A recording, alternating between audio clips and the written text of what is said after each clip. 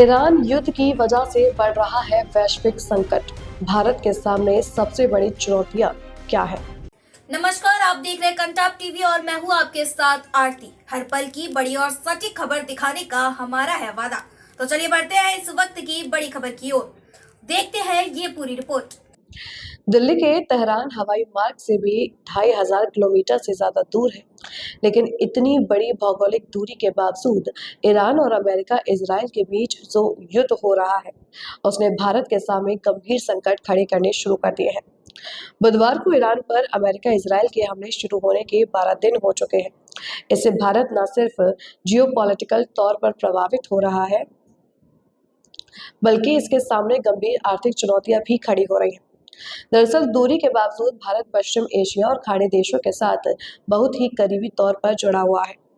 हम अपने ऊर्जा स्रोतों से लेकर अन्य कारोबार के लिए पश्चिम एशिया के साथ घनिष्ठता पूर्वक संपर्क में रहते हैं। यही नहीं, इस क्षेत्र में बहुत बड़ी भारतीय आबादी रोजगार और कारोबार के लिए रहती है। इसलिए भारत चाह कर भी वहां हो रहे युद्ध और उससे बिगड़ते हालात से मुंह नहीं मोड़ सकता। भारत के कुल कच्चे तेल का लगभग 85% पश्चिम एशिया और खाड़ी देशों से ही आता है। इस मामले में सऊदी अरब, संयुक्त अरब अमीरात, कुवैत और इराक प्रमुख सहयोगी हैं। ये देश भारत को करीब 50% कच्चा तेल सप्लाई करते हैं। 2025 में इन देशों से 78% से ज्यादा एलएनजी और 91% से अधिक एलपीजी का आयात हुआ। अकेले हॉर्मुज स्ट्रेट बंद होने से 50% से अधिक कच्चे तेल, 60% एलपीजी और 50% एलएनजी सप्लाई प्रभावित हो रही है। ईरान युद्ध की वजह से भारत के कच्चे तेल आयात का बिल बढ़ सकता है, जिससे महंगाई बढ़ने का डर पैदा हुआ है।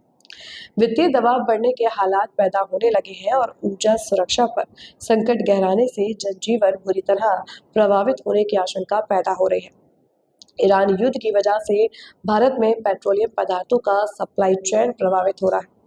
केंद्र सरकार घरेलू गैस और ईंधन की सप्लाई चेन बरकरार रखने के लिए कई तरह के सकारात्मक और सख्त कदम उठा रही है। फिर भी एलएनजी और एलपीजी की किल्लत से देश में औद्योगिक क्षेत्र प्रभावित होने लगे हैं। कमर्शियल एलपीजी की कमी के चलते होटलों, रेस्टोरेंट और स्ट्रीट फूड सेक्टर को जबरदस्त झटका लगने के हालात पैदा हो गए।